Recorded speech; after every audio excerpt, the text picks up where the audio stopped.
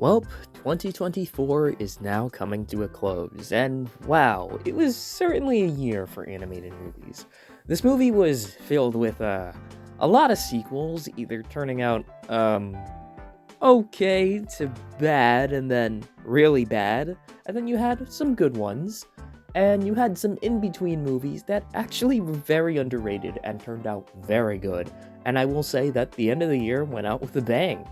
It was kind of a lot of in-betweens with this year, and honestly, it wasn't too bad. And in today's video, we did it last year, so we might as well do it again this year, ranking all the 2024 animated movies. And starting out at the bottom of the list, I think you guys already know what the movie is.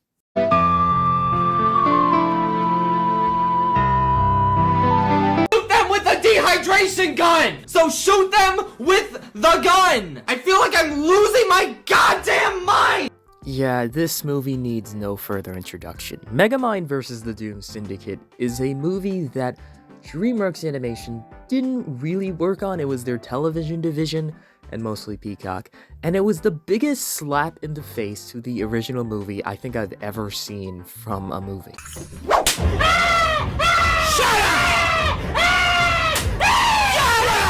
And this movie really has no positives. The voice cast attempts to replicate the voices, but it really just does not work at all. The story is actually a migraine to go through and infuriating. I think other YouTubers have shown to prove that. And in reality, this movie was just made as a pilot to a worse TV show. And that I had to sit through 2 seasons of that. Thank God it's over. Hopefully, maybe. But that's enough bashing on Megamind 2. But that was just the only bad movie this year, right?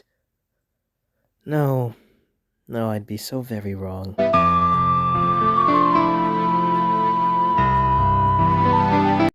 Alright, let's talk about the Ass Cheeks movie. The SpongeBob franchise as a whole has just been deteriorating as a while. Sure, it'll go on for years on end, but the quality has just been getting worse and worse. And on top of that, not just the episodes, the movies have been getting worse. And this movie is probably when the movie franchise hits rock bottom, because this movie was very bad. Giving Sandy Cheeks a spin-off in itself doesn't sound like a horrible idea, but the way it's executed and the way it's animated and just all the writing decisions, it's just so very bad. The humor is non-existent. It's there, but it's just horrible. 2, the CGI and effects they use in the movie are very bad. The villain itself was unbearable to sit through, and honestly, SpongeBob as a side character just does not work. None of his jokes hit at all. Wow! Texas sure is magical. There was a team of people that thought this joke was funny. Let that sink in. The movie introduced new characters that actually seem like they're continuing in the show, but this as a whole is just a slag of a movie. It's really not worth your time at all. And it doesn't seem like it's getting any better. We're getting a Plankton movie next year, and I don't even know how the hell they're gonna make that work or what they're gonna do with that. And then you have another SpongeBob movie releasing at the end of the year next year, which will have a higher budget, but won't be 2D animated, because, 2D animation is like the worst thing to ever happen to animation, of course. I don't think there's any hope for SpongeBob movies going forward, so yeah, Sandy Cheeks is just terrible. Don't watch it.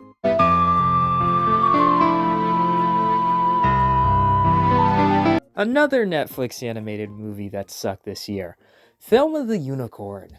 And beforehand, I did not know that this was a book going into this movie, but it didn't help the movie's case at all, because this movie was bad. The movie's about this pony that wants to be a singer, but was never given a chance just because of the way she looks. Truck then spills pink paint and glitter all over her, and then she immediately becomes a star. And with this, you can kind of tell where the story is going within like the first 15 minutes. And whatever you think about is absolutely correct. You can figure out exactly the type of movie it's going to be. And also that it's a musical. and the musical part is horrible. Every song in this movie is insufferable. This makes Wishes, This Is the Thanks I Get sound good. Oh god, that was so hard to say. And not just that, the human designs on this movie are horrifying. I don't know who approved of it. Maybe they just wanted to follow the style of the book, but it did not translate well because they look all horrifying to look at. And the movie follows a lot of gross out humor, which I'm personally not a fan of. There's some fan base that likes that, but I'm just not that fan of it. And yeah, this is a movie I'd never watch again. It's just really bad. The only positive I can give this movie is with the stardom aspect of it.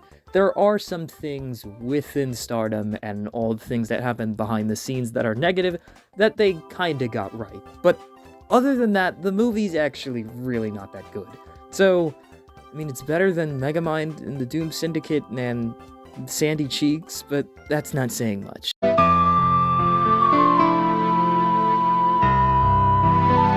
Oh my god, Netflix, what is up with the fumbles this year? Spellbound is a movie I was already concerned for from the start. In the initial trailer, they were already flexing the fact on who was working on this movie really hard, with the fact of Toy Story 2, and Cars, and Shrek. It kind of felt a little forced, please watch our movie. And it didn't end up that great. This is a movie that tries to fill all the blanks of your typical Disney movie and really doesn't go really crazy with anything and really doesn't add any substance to it. Yes, there's aspects that are new, like we've never had a movie like where the king and queen become monsters and stuff like that, but it really doesn't do anything for me. I don't know, I just didn't feel anything after this movie. Especially with the songs. This movie was heavily marketed as a musical, and after every song, I just felt nothing. And I won't lie, the movie is just almost boring. It had my attention maybe the first 20 to 30 minutes, but after that, I kinda just lost it, honestly, after that point. It's not even that the fact that the movie's just terrible, it's just boring, and I really just would not recommend the movie to watch at all. Sorry, I just had to say it.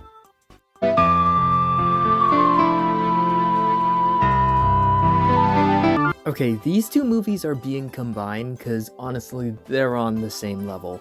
This franchise has been really highly recommended for me to talk about, and honestly, I've just kinda There's not really much for me to talk about regarding the Loud House movies. I mean, I could say the first one was not really that good. I'm gonna be quite honest. I was a huge fan of the Loud House in the beginning.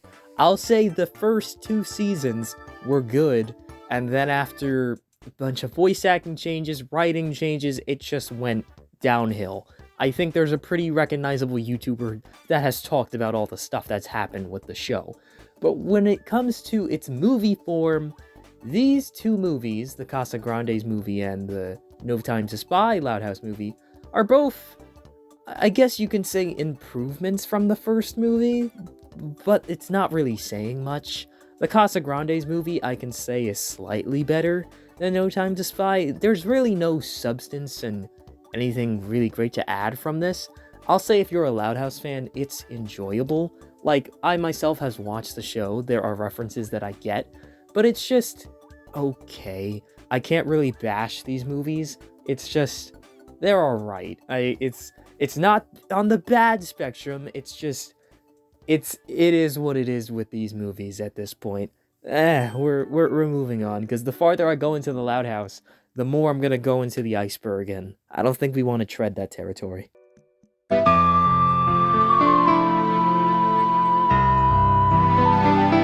Despicable Me 4. Now, this was a movie I knew wasn't going to be, like, amazing, but I wasn't expecting coming out of it just really disappointed, honestly, in the scheme of just being a Despicable Me or Minions film.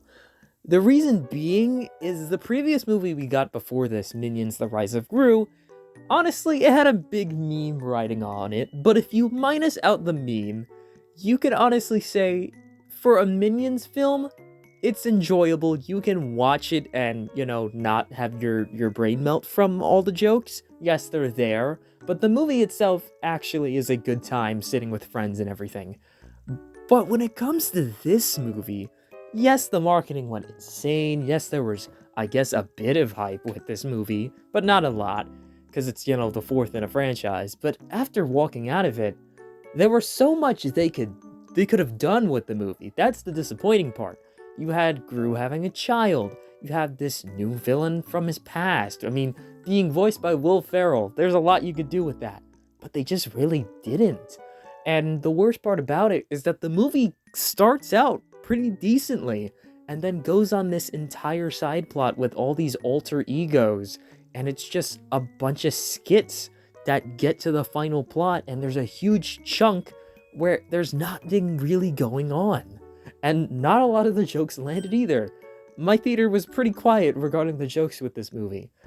Yeah, it was just really walking out of it just disappointing. This is just not a movie I would come to rewatch.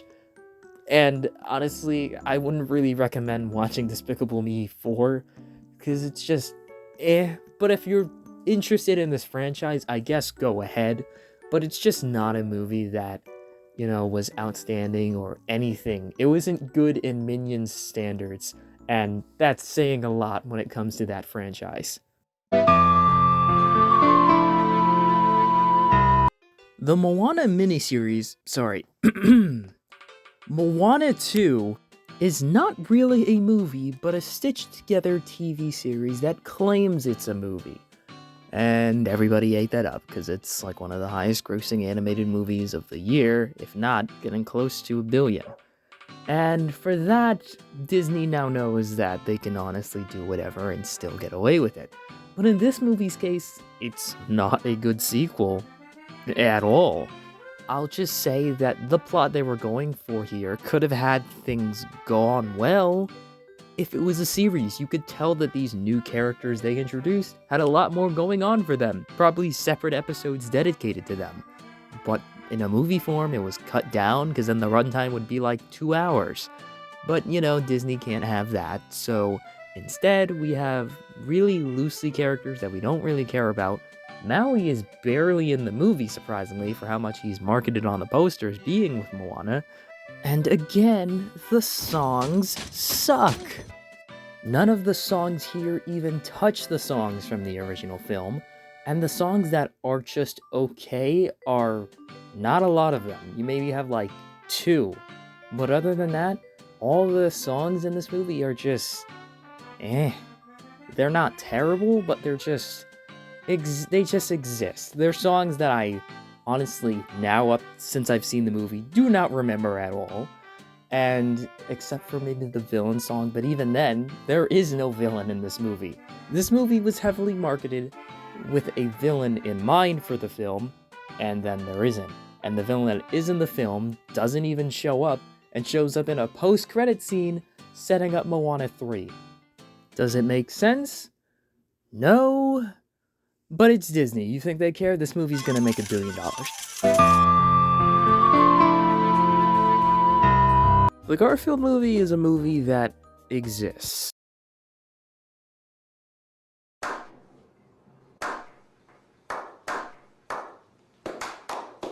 Thank you, hold your applause. The Garfield movie is a movie that everyone actually was kinda on board for once they heard it was going to be animated. I mean, anything is better than the live-action movies. Ugh. And then it all kinda went down once everybody heard that Chris Pratt would be playing another animated character just using his voice, playing Garfield. And as for the movie, it's just okay. I'll give credit to the animation team for making it more stylized and looking more in line with the comics that Garfield came from. It has a lot more slapstick comedy in there, which you rarely see in animated movies, with the humor bashing each other's heads and everything like that, kind of like Looney Tunes. I can give credit for that. As for the plot, it's a plot that they came up with. I'm surprised they went in the route with a heist movie for a Garfield movie.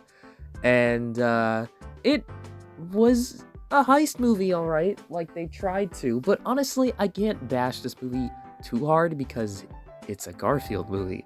I don't know how far you can go with a Garfield movie like that, and the movie did also surprisingly well with some people. Critics hated it. Personally, it was just okay. It was just a Garfield movie. Anything is better than, the live action one. So I give this movie the pass, and it only goes above Moana too because it was a movie and not a series. Thank you.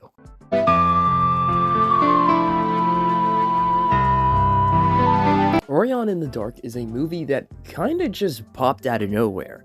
This was a movie that was on DreamWorks' slate, but then got moved to Netflix because I guess Netflix kinda thought it would work better there? Because a movie at this caliber, honestly, I don't know if this would have done amazingly in theaters. But then again, DreamWorks and Netflix have a deal, so it might have just been, hey, let's just drop this movie here. And as for the movie itself, it actually wasn't that bad. The movie delving into a bunch of aspects of sleep was also really well done.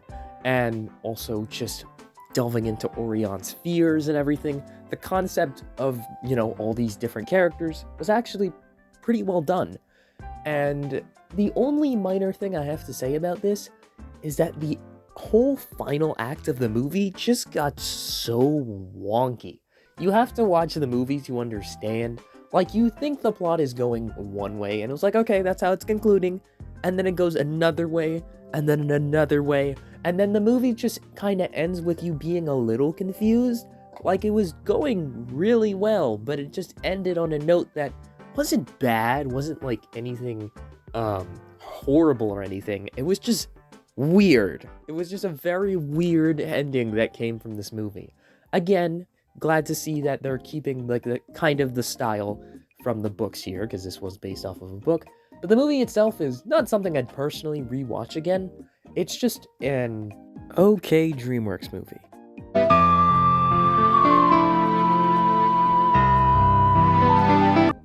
That Christmas. Now, we're getting into the section now where Netflix animated movies that have come out this year didn't actually suck. Now, this is a movie I didn't really hear about much, and actually the reason being, this is a fairly new animation studio. This studio is the same studio that made Ron Gone Wrong, which was the movie that kinda was an in-between during the Disney merger, and everyone kinda forgot about. I don't think a single person remembers that movie. But in this movie's case, it actually wasn't that bad. This also is based off of a book, and it's a series of a bunch of different stories that are intertwined into this one big story called That Christmas. We have all these characters being fleshed out and how they're feeling during the Christmas season, and it all blends really well at the end of the film. And I didn't know what I was getting into with this film, because then again, like I said, Netflix animated movies, you were kind of on a fence war this year. But this, I actually ended up not, hating. This was actually pretty decent. I mean, there are better Christmas movies to watch on Netflix right now. Klaus. But with this movie, it's okay. I can see myself rewatching this over the Christmas season, but it's not like one of those Christmas classics that will become your favorite every single time. This will be your all-time classic favorite Christmas movie. It's just an okay Christmas movie, and it's just an okay animated movie. So, where I put this, it's pretty decent. If you haven't watched this over the Christmas season, I say give it a watch. I mean, Christmas is kind of over now, but next year, I say I'd possibly give it a watch.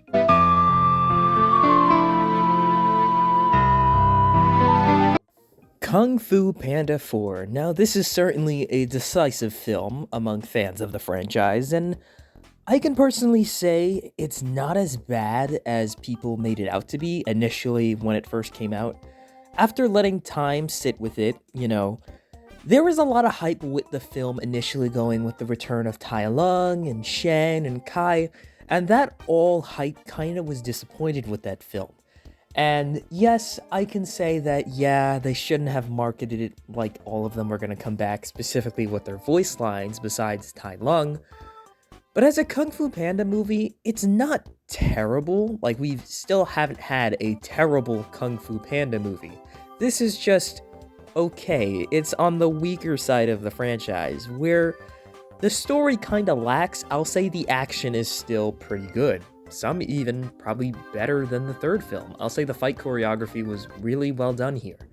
But as for the Chameleon as a villain, though, she's pretty much Mid! like, there's nothing really threatening about her. She really does not touch the main three Kung Fu Panda villains at all. Not to discredit the vocal performance, it was well done, but no, she really won't be remembered much.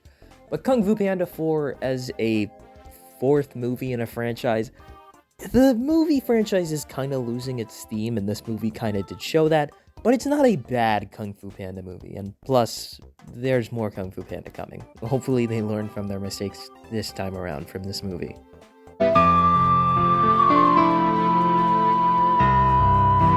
I don't have a lot of things really to say about this movie. I'll say the movie attempts to do a better job with the expressions on the characters, but it's still no substitute for an actual animated movie with, 2D animated characters would work so much better with the story, and it's really painful to say that, because, this movie could have ended up better if it was in that style. But alas, the songs here were surprisingly not that great coming from Lin-Manuel Miranda. There was like one good song, and that was in the beginning about having a brother. The other songs were just okay, not really memorable in the slightest. And the movie itself, it's kind of a drag, I won't lie. It kind of goes on a little longer than it should, but as for just Mufasa the Lion King being a movie on its own, it is a massive improvement from the original Lion King remake, but here it's just honestly what could have been with this movie. It's just okay.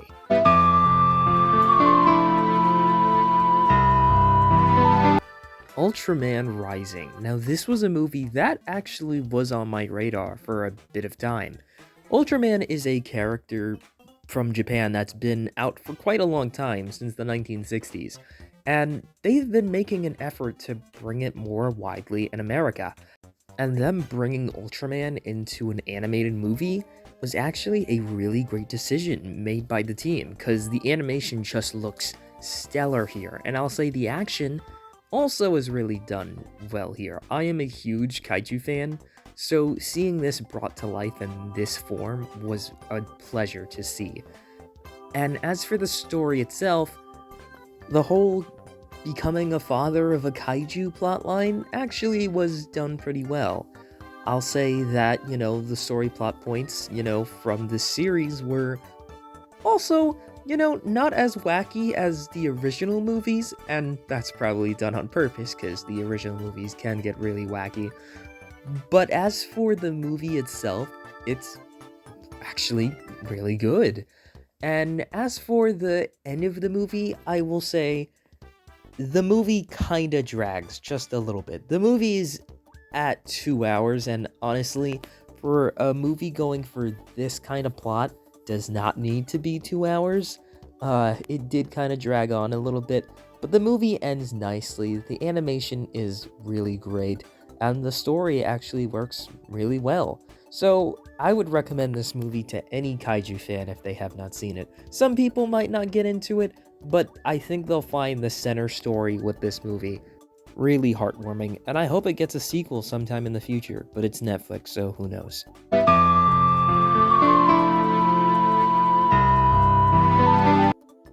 Piece by Piece is a movie I don't think anyone really expected to come out of 2024. Not just existing, but also turning out really surprisingly good. This is such a really out there idea to make a Pharrell Williams biopic movie be told in the form of Lego. And, after seeing the movie, it really works surprisingly. Pharrell Williams is honestly one of those artists that I just see being told like this. It's a really out there idea, and surprisingly, Lego was on board with this, and it just came to life. The music here, also the original music that was made here, is also really great. For Williams is a great artist. I don't know about his personal stuff that happened younger in his years, but seeing this whole story come together really brings to light what Pharrell Williams has gone through, his struggles, his highs, his lows. Yes, it does follow that biopic formula, but being told this way is really, really refreshing, because a lot of biopics kind of just do the checklist of stuff that has to happen in a biopic movie, and this takes it in an entirely new direction, and all the guest stars being here like Kendrick Lamar and Snoop Dogg also really adds to it as well. Lego is just a company really in the movie space that, didn't end on the highest note with the second Lego movie, but here, it's kind of a new stepping stone, a pretty interesting stepping stone to start with a Lego Pharrell Williams movie. And I know their future is looking bright with Universal, still don't even know what they're working on, but I'm sure it'll turn out right. But this movie was a very creative, it almost even, you kind of forget it's just Lego pieces walking around talking about this story, because you really do get engrossed with it. And yeah, I see myself rewatching this from time to time. And if you have the opportunity to watch it, I actually really do highly recommend it. It's not on the same humor as the original Lego movies, no, and it's not trying to go for that. There are some jokes that kind of push the PG rating that is kind of funny. There was a whole scene of them talking to Snoop Dogg and they have this little PG spray. That was a little funny. But with this movie, I say piece by piece, definitely deserves to be this high on the list.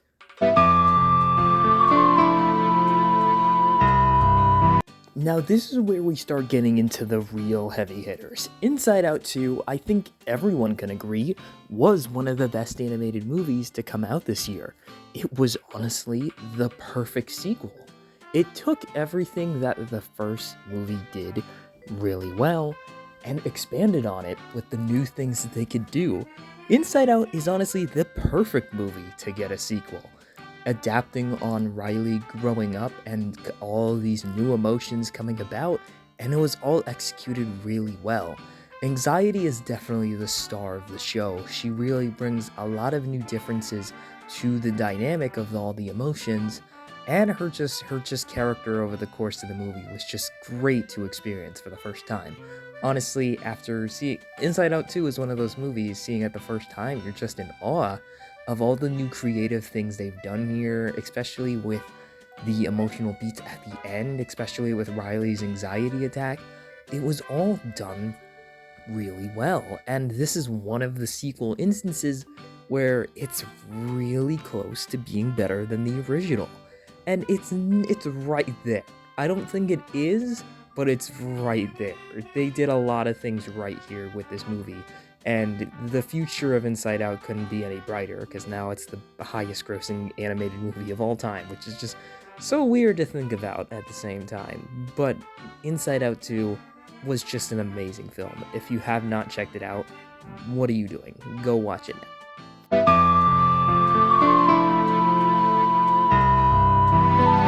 Transformers 1. When I made that upcoming 2024 animated movies videos, back all in the first video of 2024, nowhere did I think this movie would be this high on my list for all the rankings of 2024 animated movies. But after coming out of Transformers 1 for the first time on opening day, I was in awe of how great this movie turned out. The first 30 minutes are a little questionable if the movie was going to turn out good, but after the 30-minute mark and actually start getting into the meat of this movie, it was the definition of starting, comfortable in your chair and then locked in for the rest of the movie. 1, the action scenes go insane, and 2, the story between Optimus Prime and Megatron is really, really well done, and seeing them fall apart and become enemies is very, very emotionally well done. And the music, in the scenes, it's just done so well, and I'm like, this is a Transformers movie. Why is this so high on my list? Seeing this movie for the first time is an experience that I'll definitely remember from 2024, and the whole upbringing of Optimus Prime and Megatron was just such a wonderfully done scene, and if you saw it in theaters, you knew the levels of hype that was going on once that happened, and the fight scenes were just, they were just done so well. Transformers 1 is a must-watch for a Transformers fan. If you have not seen this movie and you're a Transformers fan, at this point stop the video and go watch and then come back. Because this movie is just phenomenal. And it really sucks that this movie was done dirty at the box office, because critically, everyone has loved this movie. Everyone initially was not going to give it a chance because of the trailers. It did it really dirty, but initially when the movie came out, oh my god, it's just that good. It definitely deserves to be this high on the list.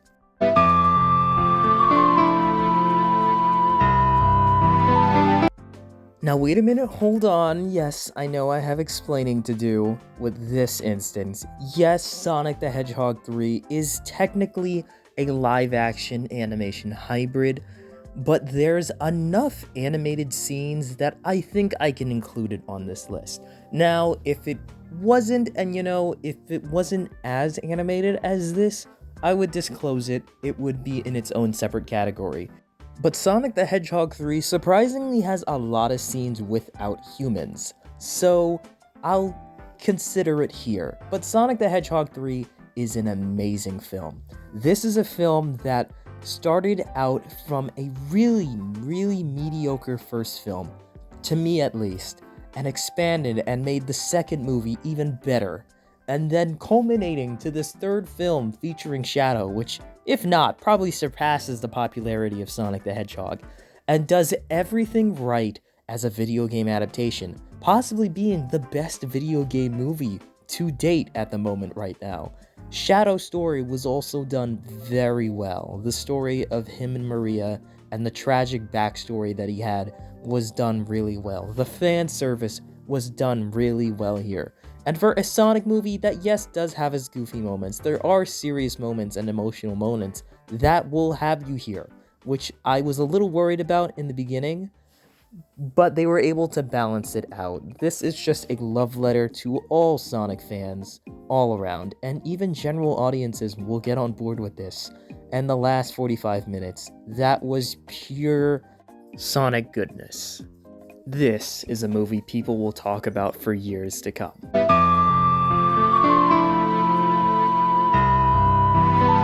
Now, this is a movie I am so glad I was able to watch in theaters. It is so hard to get access to some international animated films.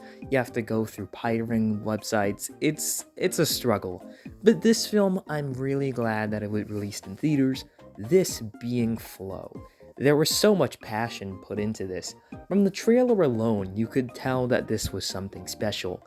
And this is a film without a single line of dialogue. You just follow these animals on a journey without anything being spoken at all. You just have to take with how the story goes. And it's a real emotional journey. The fact that you have this black cat that gets swept away in a flood, lands on this boat with a capybara, meets a lemur, then meets a bird, and more animals to follow in the movie. And seeing how they interact, you can tell what they're thinking. Having all these different species of animals that wouldn't normally get along in a setting, seeing them come together on this boat and just form almost a bond between each other. And it gets really emotional at some aspects of the movie, and the soundtrack really uplifts this movie. Like, the country that this animated film came from did such an amazing job. And honestly, this style was perfect for a movie like this. It has a simple plot, it has a simple ending, but also leaves a bunch of questions, and that the movie does extremely well. I would not be surprised if this movie does get nominated for Best Animated Feature, and I wouldn't even mind if it won. But this is second place. There was one final animated movie to be on this list, and I think you guys know what the movie is.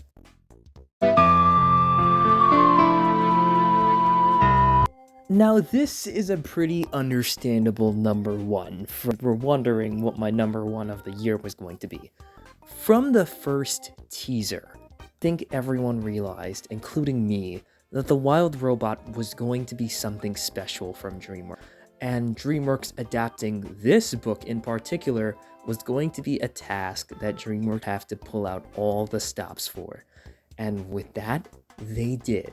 This is the first DreamWorks movie in a very long time where I've seen lots of sniffles and lots of basically on the verge of crying walking out of this movie. The Wild Robot takes the story of Roz landing in this island where basically all the creatures are, it really gets in depth with what real wildlife it is like and all the kind of the horrible stuff that kind of goes on in the wildlife. A lot of the humor does fall on that. And a lot of people initially thought, oh, this is going to be a silent film, oh, this is going to be so amazing. Yes, there is talking, and that did throw people off a little bit, but it still works. Roz adapts to the environment and is able to learn the language of all the animals. And here it's done very, very well. All the vocal performances were amazing on this film. I didn't even realize that Pedro Pascal was in this movie, because he just did that great of a performance. The music and soundtrack is also very uplifting with this movie. It's just a gorgeous movie to look at. In theaters, it was every single frame looks like a painting you can put up in your house. And the movie also gives you a lot of questions as you're walking out. How did this world come to be? There was a scene of the Golden Gate Bridge being covered by water and this unusual whale. And it shows that it's kind of a post-apocalyptic, post-climate change kind of world that doesn't directly tell you in your face, but you can understand it.